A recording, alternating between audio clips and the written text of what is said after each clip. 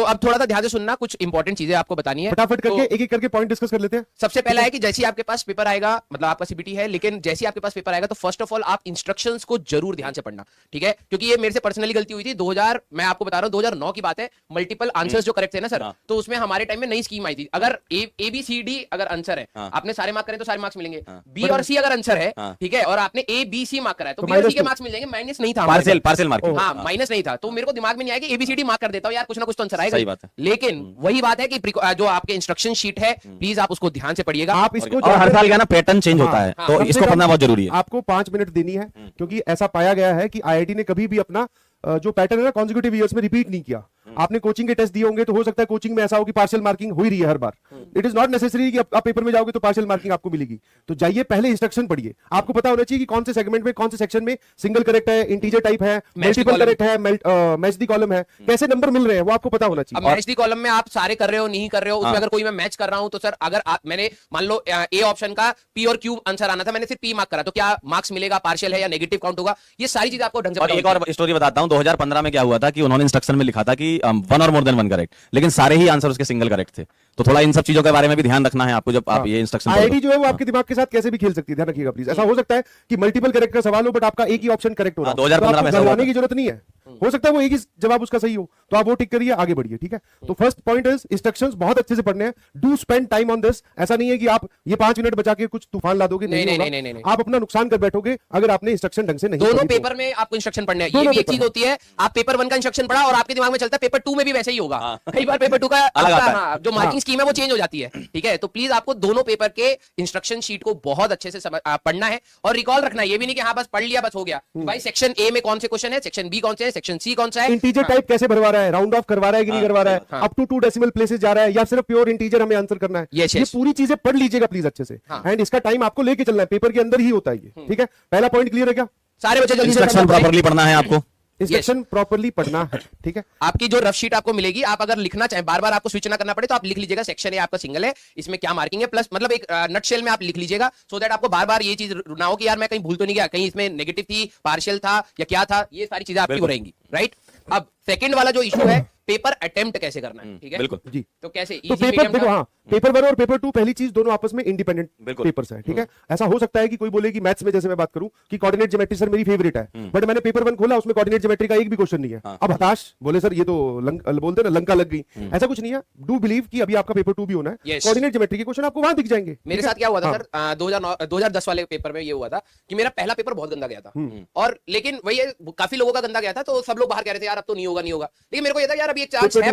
Paper 2 literally बता रहा हूं इतना अच्छा गया मेरा कि उसी की वजह से सिलेक्शन हो गया, ठीक है? तो आपको अपना टेम्परामेंट दोनों पेपर में संभाल के रखना है। पेपर 1 चाहे देखो वही बात होती है ना, हम इसलिए कहते हैं टेस्ट, क्योंकि जब आप टेस्ट देते हो आपका मूड खराब हो जाता है, यार ये क्वेश्चन छूट गया, ये हो गया, वो हो गया। तो आप जब पेपर 1 दे रहे हैं उसी टेम्परामेंट से आपको पेपर 2 देना है। जब तक आपके दोनों पेपर नहीं हो जाते आपका एग्जाम खत्म नहीं तो ज्यादा कुछ सोचना नहीं है बीच में। और एक चीज और ध्यान रखना, पेपर 1 और पेपर 2 के बीच में जो ब्रेक होता है ना, वो बहुत क्रूशियल रोल प्ले करता है ना, उसके बारे में मैं बताता हूं, वो बहुत ही क्रूशियल रोल प्ले करता है, राइट?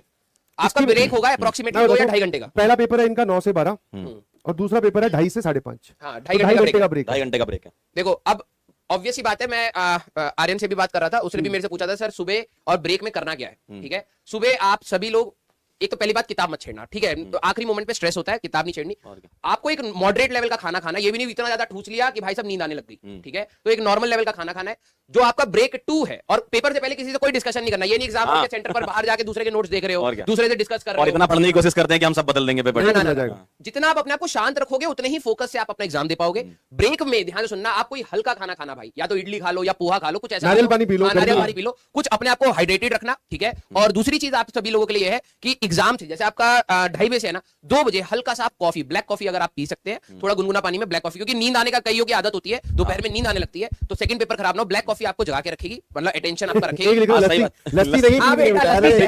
लस्सी छोले भटूरे बिल्कुल नहीं। पेपर 1 में तो आपका दिमाग थोड़ा तेज चल सकता है, पेपर 2 में क्या होता है कि एक सेट हो चुकी है आपकी, तो पेपर 2 में दिमाग धीमे धीमे चलने के बहुत ज्यादा चांसेस होते हैं, तो इसलिए आप कॉफी वगैरह पी लो। कॉफी हल्का, ज्यादा भी मत लेना, नहीं तो फिर ज्यादा हाईली एक्टिव हो जाता है, ठीक है? फिर बहुत ज्यादा दिमाग वो होएगा।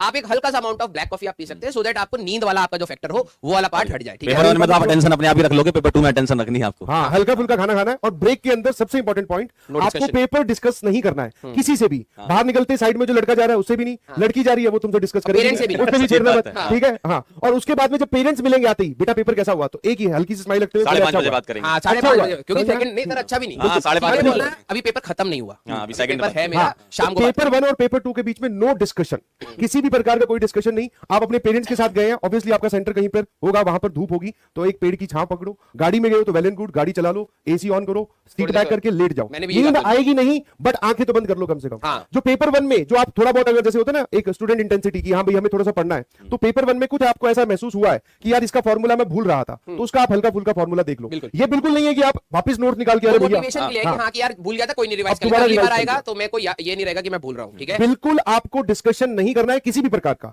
एक बार अगर आपने डिस्कशन स्टार्ट किया कि हाँ भाई तेरा इस सवाल का जवाब क्या आया था, अब वो डिस्कशन दोनों में से किसी एक के लिए हानिकारक होने वाला है। या तो वो बोलेगा कि मेरा सही है, तो तुम बोलोगे मेरा गलत है। तो इससे बढ़िया उस डिस्कशन में पढ़िए मत। अभी आपके पास पेपर 2 है, एनर्जी जितनी हो सके बचा के रखिए, क्योंकि आपको पेपर 2 में, पेपर 2 का जो लास्ट वाला घंटा होगा ना बेटा, पेपर 2 3 घंटे का है, लास्ट वाले घंटे में आप ये फील करोगे कि आपके शरीर में अब एनर्जी नहीं बची है, ताकत नहीं बची है, समझ में आया? तो बिल्कुल अपनी एनर्जी एक और माहौल मैं बता देता हूँ सर, जो एग्जाम हॉल में होता है एडवांस के सेकंड पेपर में, जब आप जो सीरियस बच्चा होता है जैसे वो सर उठाता है, मेजॉरिटी बच्चा सो रहा होता है भाई। मैं अपनी क्लास में था, 2 बच्चों का सर उठा था सेकंड पेपर में, और आधे से ज्यादा सो रहे होते हैं। वो इतना डिमोटिवेटिंग होता है, ठीक है। तुम्हें लग रहा था यार सब लोग सो रहे हैं यार, आलस आने लगता है। अगर सबकी शक्ल ऊपर होती है, सब लिख रहे होते, तुम्हें एटलीस्ट एक्साइटमेंट होती है कि भाई करते रहो करते रहो करते रहो। वहां पे रिलैक्स आपको नहीं होना है, आपको जितनी इन्फॉर्मेशन आती है आराम से करना है। और हम सबके लिए as a teacher I can say, आप जो हो वो हमेशा वही रहोगे। हमने आपकी selection पहले हो भी जानी रिस्पेक्ट की है, अभी भी रिस्पेक्ट कर रहे हैं, बिकॉज आपने 2 साल की या 1 साल की जर्नी कंप्लीट की है सक्सेसफुली, तभी आप यहाँ पे कमेंट कर रहे हो। तो अगर आपकी रैंक अच्छी आती है तब भी मन में वही रिस्पेक्ट है। रैंक अगर किसी वजह से खराब होती है, सिलेक्शन नहीं होता है, तब भी बेटा वही रिस्पेक्ट रहेगी, हम उतना ही प्यार आपसे करेंगे, बिलीव मी इस बात का। और ऐसा नहीं है कि सिर्फ सिलेक्शन के बाद मिल सकते हैं आपसे, क्या जब मुलाकात होगी जिंदगी के किसी भी मोड़ पे, तब आप बता सकते हो कि सर लक्ष्य बैच में हम पढ़े थे, प्रयास में हम पढ़े थे, ऐसे ऐसे अपने पढ़ाई करवाई थी, किसी कारण बस सिलेक्शन नहीं हो पाया, कोई बात नहीं। और अब सिलेक्शन नहीं होना डजंट मीन कि आगे हमारा कभी भी कोई चीज में सिलेक्शन नहीं होगा। एक टाइम ऐसा आएगा, हो सकता है आपके नीचे बहुत सारे आईआईटीएंस काम कर रहे हैं, ठीक है, ऐसा है एग्जांपल मार्केट में।